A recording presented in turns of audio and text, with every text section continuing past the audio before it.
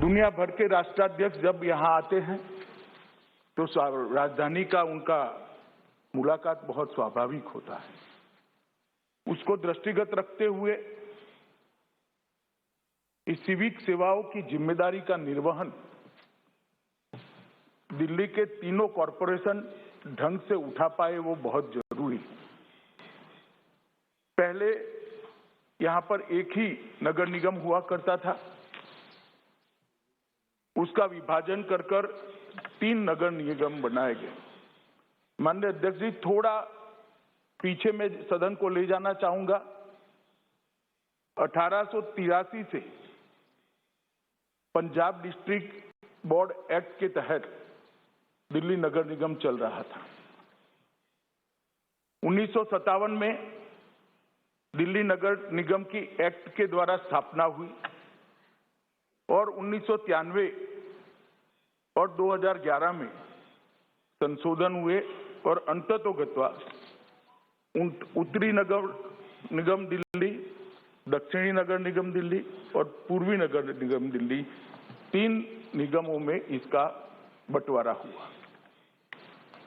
बंटवारे के कारण, बंटवारे के पीछे की मंशा मैंने पूरे गृह विभाग की फाइलें खंगाली है, बहुत स्पष्टता से मालूम नहीं पड़ती।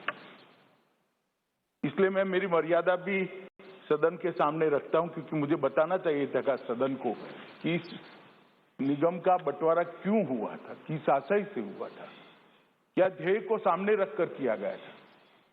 मगर जितना आप तो मंत्री नहीं थे दादा उस वक्त, फाइल मैंने देखी है, ऐसा भी नहीं लिखा है, ऐसा भी नहीं लिखा है। माननीय अध्यक्ष जी, लेजिस्लेटर की मंशा जाने बगैर में आज ये 10 साल के 12 से 22 का अनुभव जो हमारे सामने आया है, इसका एनालिसिस कर उसका बारीक विश्लेषण और तथ्य जो सामने आए हैं, इसके कारण ये सरकार ये निर्णय पर पहुंची है कि फिर से एक बार ये तीनों निगमों को एक कर पूर्ववत स्थिति की जाए। क्योंकि ये जो बंटवारा हुआ था वो माननीय अध्यक्ष जी आनंद फानंद में किया गया बंटवारा था।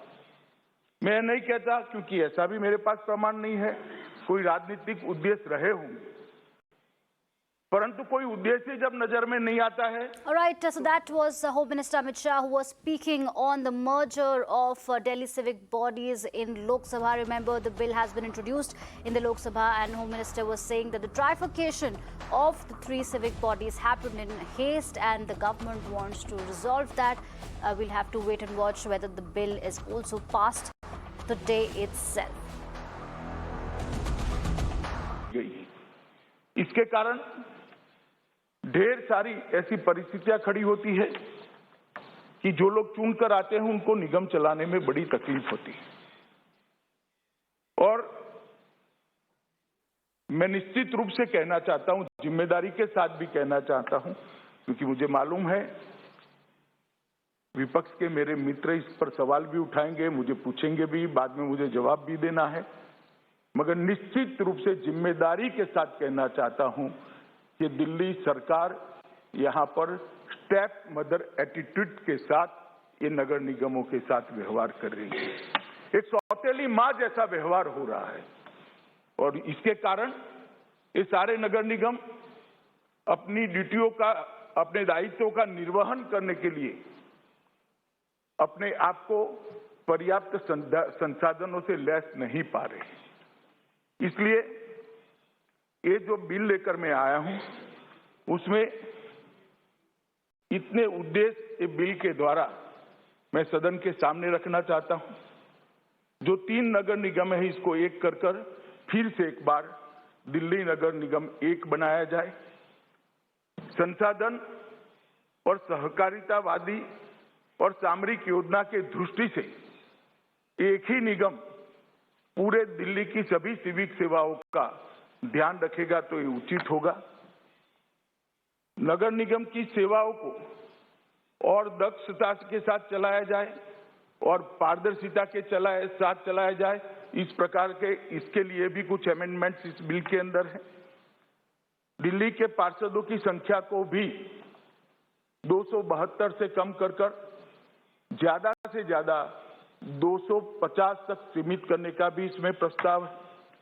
और नागरिक सेवाओं को कहीं भी और कभी भी, मैं फिर से रिपीट करना चाहूंगा, कहीं भी और कभी भी इस सिद्धांत के आधार पर व्यवस्थित किया जाए।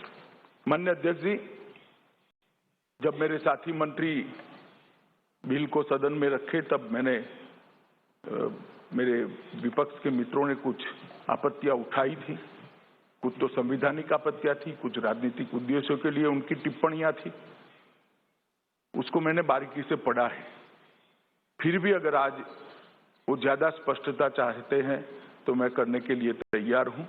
मगर मेरा आप सभी सदन के सदस्यों से अनुरोध है कि बिल को दलगत राजनीति से ऊपर उठकर देश की राजधानी की व्यवस्था का मामला समझकर बहुत गंभीरता के साथ हमने सोचना चाहिए।